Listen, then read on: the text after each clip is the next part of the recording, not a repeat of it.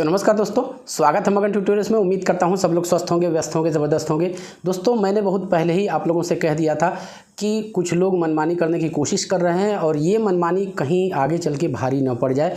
और शायद हम अभी यही कह सकते हैं कि वो चीज़ें अब धीरे धीरे सामने आने लगी हैं। फंडिंग हो नहीं पा रही है और एक चीज़ जो कही जा रही है उस संबंध में भी मैं आपको क्लैरिफिकेशन दूंगा, क्योंकि कहा यह जा रहा है कि जो ट्रांसफ़र पिटीशन है इसकी सुनवाई अब 12 को ही लग गई है। अब मुझे तो नहीं समझ में आता, मैंने हाल लेटेस्ट में चेक किया है। अभी आधा घंटा, जब मैं वीडियो शूट कर रहा हूँ उसके आधे घंटे पहले मैंने स्टेटस चेक किया है, तो अभी भी टेंटेटिव डेट जो है उसकी 29 जुलाई ही दिखा रहा है। तो इस तरह की बातें क्यों की जा रही हैं कि अब 12 को ही लग गई है, अब तो कहने वाले ही जाने। लेकिन मैं अपने मुद्दे पर आपको लेके आता हूँ। पहले ही मैंने कहा था, देखिए, अपना घर भी है तो उसमें घर के अंदर, एक परिवार के अंदर जितने भी सदस्य होते हैं उनके विचारों का हमें सम्मान करना होता है। कोई भी काम करने से पहले घर के समस्त, ठीक है, मालिक एक ही होता है, अंत में फैसले वही लेता है, लेकिन जितने भी परिवार के सदस्य होते हैं, जितने भी फैमिली मेम्बर हैं, उनके विचारों को लिया जाता है, जांचा जाता है, परखा जाता है और फिर इसके बाद इंटीग्रेटली सब लोग मिल करके एक किसी नतीजे पे पहुँचते हैं। यहाँ पे तो अलग अलग प्रदेशों के अभ्यर्थी हैं, अलग अलग प्रदेशों के लीडर हैं, तो फिर उसमें यदि आप कोई चीज़ बिल्कुल अपने ऊपर वीटो पावर लेके चलेंगे कि मैं जो कह रहा हूँ वो सही है और बाकी जितने लोगों ने जो भी रणनीतियाँ बनाई उस पर आपने वीटो कर दिया, ये तो नहीं चल पाएगा।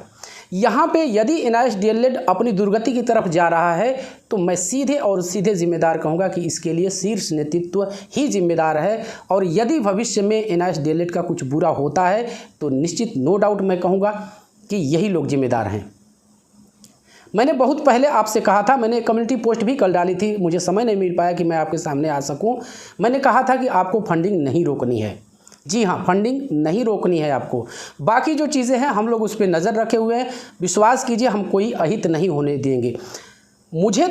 थोड़ी सी मुझे निराशा इसलिए हुई कि लोगों से फ़ोन करवा के, जिनसे हम बात करते हैं, कई हमारे साथ के साथी भी हैं जो इस मुद्दे पे बोलते हैं, कहते हैं, और कुछ लोगों को आप कह रहे हैं कि उनको मना कीजिए कि वो इस मुद्दे पे न बोलें।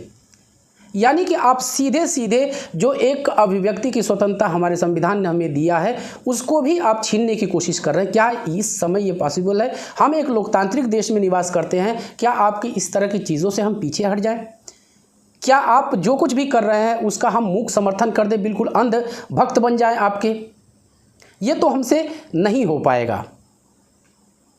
जैसा कि मैंने आपसे कहा कि जो एक टेंटेटिव डेट है ट्रांसफ़र पिटीशन की, अभी भी आप यहाँ पे मैं चला दूंगा, आप देख सकते हैं, वो अभी भी 29 जुलाई ही दिखा रहा है। लेकिन बीच में इस तरह की चीज़ें आप लोगों ने देखी होंगी, कही जा रही हैं कि ये सुनवाई अब पहले लग गई है।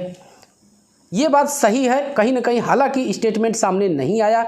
मेरे लाख कहने के बाद ऐसा नहीं है। मैंने आपसे कहा था कि हम पूरी टीम को अभी इंटीग्रेट करने की कोशिश कर रहे हैं और इतने दिनों से मैं वही काम कर रहा था। चाहे दीपक सर हो, आशुतोष सर हो, विश्वनाथ सर हो, आदर्श सर हो, हमारी बातें सबसे हुई, बारी बारी से हमने सबसे कोशिश किया है। चाहे ये दोनों लोग हैं, दोनों लोगों को मैंने कहा कि आप ही पहले झुक जाइए। और झुकने वाली क्या बात है, कौन किससे मिलता है? मैक्सिमम लोग ऐसे हैं जो एक दूसरे का चेहरा कैमरे पे ही देखे हैं, वर्चुअली ही देखे हैं, हम यही मिलते हैं। फिर आपको दिक्कत क्या? ठीक है, आपके आत्मसम्मान को कहीं से ठेस भी पहुंची है। मैं दोनों को कह रहा हूं, मैं दोनों लोगों से ये कह रहा हूं कि यदि एक दूसरे की बातों से यदि आपका सम्मान, आपका आत्मसम्मान, आपका ईगो हर्ट हुआ है तो भी एनआईएएस डीएलएड की भलाई के लिए, एनआईएएस डीएलएड को जीत दिलाने के लिए, एनआईएएस डीएलएड के भविष्य के लिए आपको एक होना ही पड़ेगा। अभी भी मैं ये प्रयास कर रहा हूँ कि जो शीर्ष नेतृत्व था, जो पुरानी टीम थी, वो एक साथ बैठे, किसी समस्या पे बात करे और पारदर्शिता लाए। मेरा एक मेन मोटो यही है दोस्तों कि पारदर्शिता होनी चाहिए। आप फंड नहीं है, फंड नहीं है, फंड नहीं है, आप चिल्ला रहे हैं। फंड नहीं है, इसका प्रूफ क्या है? आपने क्या दिया? और जब फंड नहीं है तो आपको सामने आके वो चीज़ें बतानी चाहिए। आप ग्रुप छोड़ के भाग जाते हैं। एक बार की बात नहीं है, आप ग्रुप ही छोड़ के भाग जाते हैं। आप बार बार यही चीज़ कहते हैं कि हम इनके साथ काम नहीं करेंगे, हमसे नहीं हो पाएगा। यदि नहीं हो पाएगा तो आपने जिम्मेदारी क्यों ली? मैं साफ साफ कहता हूं, अब आप भाग नहीं सकते। आपको फंड की ज़रूरत है, आप सामने आइए, कहीं भी आइए, हमारे पास आइए, किसी और के पास जाइए, कहीं भी जाइए, आप आज स्टेटमेंट दीजिए, आज सारी चीज़ें स्टेप बाय स्टेप आप दिखाइए, डिटेल्ड स्टेटमेंट दिखाइए। आप होल अमाउंट का स्क्रीनशॉट भेज देंगे, उस पर कौन विश्वास करेगा? उसके आगे या पीछे कितने ट्रांजैक्शंस हुए हैं ये कैसे पता चलेगा? आज भी मैं कहता हूं, जो भी शीर्ष नेतृत्व है, जो भी फंडिंग के लिए जिम्मेदार है, जो फंडिंग करवा रहा है, मैं उनको साफ साफ आज भी कह रहा हूं, आज भी हमारे दोस्त फंडिंग करेंगे, लेकिन आप पारदर्शिता लाइए। आप मनमानी करने की कोशिश मत कीजिए। आज भी 24 घंटे के अंदर फंडिंग हो जाएगी। आप लोगों को याद होगा 5 लाख, लगभग 5 लाख रुपए की फंडिंग महज 3 दिनों के अंदर हुई थी। कैसे हो गई थी? महज 3 दिनों के अंदर, एक सेकंड, महज 3 दिनों के अंदर 5 लाख रुपए की फंडिंग होना कोई छोटी बात हम उसको नहीं कह सकते। दिक्कत क्यों आ रही है? दिक्कत इसीलिए आ रही है कि आप मनमानी करने की कोशिश कर रहे हैं, आप ग्रुप छोड़ के भाग रहे हैं। आप क्यों ग्रुप छोड़ के भाग रहे हैं? इससे आपको क्या मिल जाएगा? कोई फ़ायदा नहीं होगा। एक उल्टा संदेश जाएगा। जो अभ्यर्थी जो आपको हमेशा देखते थे, ठीक है, एक दिन में एक ही आप उसमें अपना कमेंट अपडेट करते थे, लेकिन इससे ये रहता था कि हाँ सर हैं। यहाँ जब आप वर्चुअल फंडिंग कर रहे हैं, ऐसा नहीं है कि हम जाके offline door to door face to face funding कर रहे हैं। वहाँ उस तरह से यदि हमको करना होता, कोई आपसे स्टेटमेंट की डिमांड नहीं करता, क्योंकि आप सामने हैं, आपका चेहरा सामने है। कौन कहाँ से बैठा, चाहे वो आसाम से कर रहा है, वेस्ट बंगाल से कर रहा है, बिहार से कर रहा है। बिहार में भी पप्पू सर ने फंडिंग किया, लेकिन उन्होंने गांधी मैदान में बैठ के फंडिंग किया, लेकिन उनको भी नहीं छोड़ा गया। मैंने ही नहीं छोड़ा, मैंने भी कितनी आलोचनाएं की। लेकिन अब जब ये स्थिति आ रही है कि ट्रांसफ़र पिटीशन अपनी सुनवाई से पहले ही समाप्त होने की कगार पे है, तो ये बातें मुझे बोलनी पड़ रही है कि पप्पू सर बेहतर थे। उन्होंने मुकुल रोहतगी को कोर्ट में उतार कर दिखाया, तमाम आरोप लगे, और इन आरोपों को वेरीफाई करने के लिए किसी के पास कोई डॉक्यूमेंट नहीं था, मेरे पास भी नहीं था, तो भी मैंने कहा। लेकिन आज मैं कह रहा हूं कि वो ज़्यादा बेटर था। कम से कम उन्होंने एक बड़ा चेहरा, बड़ा वकील, जाना माना वकील तो कोर्ट में उतारा। आप भी वही करिए। मैं बार बार मैंने कहा है, मैंने कई व्हाट्सएप ग्रुपों पे भी कहा है दोस्तों, कि यदि जूनियर वकील के कारण NIS DLED केस हारा तो इसकी पूरी और पूरी जिम्मेदारी आपकी होगी। आप फंडिंग का बहाना बना के या कुछ और कह के आप इससे बच नहीं सकते।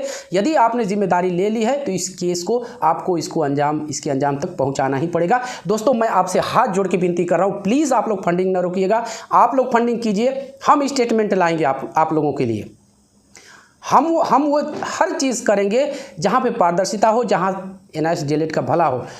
अब भी मैं आपसे कह रहा हूँ, सबसे कह रहा हूँ, आप में से भी बहुत सारे लोग जो शीर्ष नेतृत्व हैं उनसे परिचित होंगे, चाहे फ़ोन से जुड़े होंगे, व्हाट्सएप से जुड़े होंगे। आप लोग भी उनको कहिए कि आप एक साथ आइए। यदि फंड सचमुच नहीं है तो आप स्टेटमेंट दिखाइए, हम फंडिंग करेंगे। और मैं फिर से आपसे कहता हूँ, जिन मेरे भाइयों ने फंडिंग कर दिया है उनका ठीक है, जिन्होंने नहीं किया है प्लीज़ आप फंडिंग कर दें। पारदर्शिता हम लाएंगे। और हम शीर्ष नेतृत्व से एक बार और रिक्वेस्ट करते हैं, प्लीज़ आप लोग एक प्लेटफॉर्म पे बैठिए, फंडिंग हो जाएगी। यही कहना था दोस्तों। अभी जो टेंटेटिव डेट है, मैंने आधे घंटे पहले चेक किया है, वो 29 जुलाई ही दिखा रहा है। अब पता नहीं किस हिसाब से कौन सी वेबसाइट है, मैंने सुप्रीम कोर्ट ने कोई और भी वेबसाइट अपनी खोल रखी है, मैंने इसको लगा दिया है। हाँ, बात यह है कि आपको फंडिंग करनी पड़ेगी। जो भी रास्ते हैं उसका आपको सपोर्ट करना ही पड़ेगा। जो दिल्ली वाला एक प्रोग्राम बना हुआ है, वहाँ से भी जब विपक्षी पार्टी, विशेषकर राहुल गांधी जी का आश्वासन जब मिला है कि हम इस मुद्दे को देखेंगे, आप एक जो संख्या होती है, एक जो भीड़ होती है, वो आप इकट्ठा कीजिए। और देखने में भी अच्छा लगता है। कोई भी चैनल या कोई भी इस तरह का जिम्मेदार व्यक्ति जो पब्लिक के बीच में रहता है, तो लगना तो चाहिए ना कि अफेक्टेड लोगों की संख्या हज़ारों में है। अभी आपने B.Ed का सारा चीज़ आप देखिएगा, कल, आज 9 है, कल 10 है, आप देख लीजिएगा। शायद उससे भी आपको सीख मिल जाए तो आप दिल्ली भी अधिक से अधिक संख्या में पहुंचिए। कोई भी रास्ता, बड़ा या छोटा, कोई भी रास्ता महत्वहीन नहीं है, सारे रास्ते अच्छे हैं। कोई इस तरह की यदि कोशिश कर रहा है कि गजट जारी हो जाए NCT के द्वारा और शिक्षा मंत्रालय NCT पे दबाव डाले, NCT को जो ज़रूरी दिशा निर्देश हैं वो दे, ताकि NCT गजट पब्लिश करवाए। यदि ये हो जाता है तो हमारा काम रिव्यू में भी हो जाएगा। रिव्यू, सब आप लोग जानते हैं कि रिव्यू का बहुत मतलब नहीं होता है यदि उसमें कोई एक नया डॉक्यूमेंट, कोई एक बहुत बड़ा चेंज, आप कोई इस तरह का डॉक्यूमेंट सबमिट नहीं कर देते जो पहले कोर्ट ने नहीं देखा था। बाकी रिव्यू का आप लोग जानते हैं 99.99% वो खारिज ही होता है। एक बार फिर से कहूँगा दोस्तों, आप लोग सपोर्ट कीजिए। और ऐसा नहीं है कि आप 1000-2000 यदि आप कर देंगे तो उससे आपका कुछ होने वाला है। बेरोजगारी की मार तो हम वैसे ही झेल रहे हैं, ज़िंदगी वैसे ही बर्बाद है, लेकिन हो सकता है इस छोटे से प्रयास से कुछ हमें एक आशा की किरण दिखाई दे जाए। तो बस दोस्तों, यही था आज की इस वीडियो में। उम्मीद करते हैं कि आपको वीडियो पसंद आई होगी। और चलते चलते वही रिक्वेस्ट करना चाहूँगा दोस्तों, कृपया इस चैनल को लाइक, शेयर और सब्सक्राइब जरूर कीजिए दोस्तों। जब आप ऐसा करते हैं तो हमें एक मोटिवेशन ज़रूर मिलता है। मिलते हैं अगले वीडियो में, तब तक के लिए नमस्कार।